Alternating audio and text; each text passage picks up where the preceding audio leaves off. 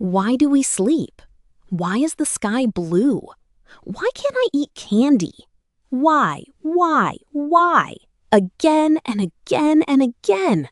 At some point, every parent wonders, why does my child ask why so much? Are they challenging you? Testing boundaries? Trying to annoy you? What if I told you the real reason is actually something beautiful? By the end of this video, you'll understand why children ask why repeatedly, what's happening inside their brain, and when why isn't really about the answer. Let's be honest, the endless why phase can be exhausting, especially after a long day. Sometimes it feels like your child is interrogating you. You answer once, they ask again. You explain more, they still ask again. That makes many parents think they're not even listening. But usually they are, just not in the way adults expect. Children ask why because their brain is rapidly building models of how the world works. Every day they encounter things adults take for granted. Lane, rules, emotions, time, death, fairness. For adults, these things feel obvious. For children, everything is new. Their brain constantly searches for patterns. This is part of cognitive development. Each why helps them connect one piece of information to another. They're not just collecting answers, they're building understanding. Here's the surprising part.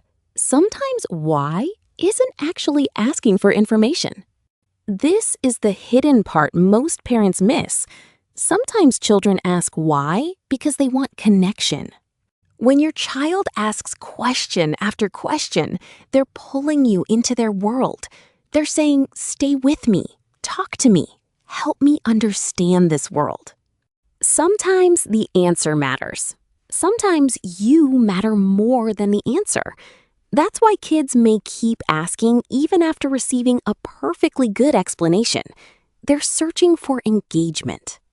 Now, you might wonder, why do they ask the same thing 10 times? Because repetition helps learning. A child's brain strengthens connections through repetition. Think of it like building a path in the brain. The more often information is revisited, the stronger that path becomes.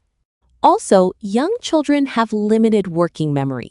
They may genuinely need repeated conversations to understand something fully. So repetition isn't always stubbornness. Often, it's learning in progress. Here are 3 ways to handle the why phase better. 1. Stay curious with them. You don't need all the answers. Try saying, "That's a great question." 2.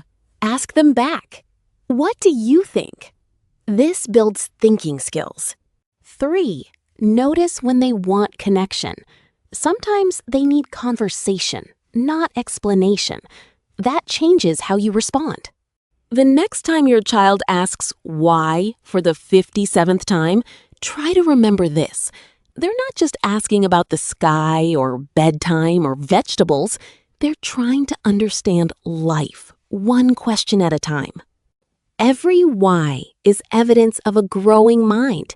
Behind that endless question is a child learning how the world works. If this changed how you see your child's behavior, subscribe for more videos on parenting and child psychology.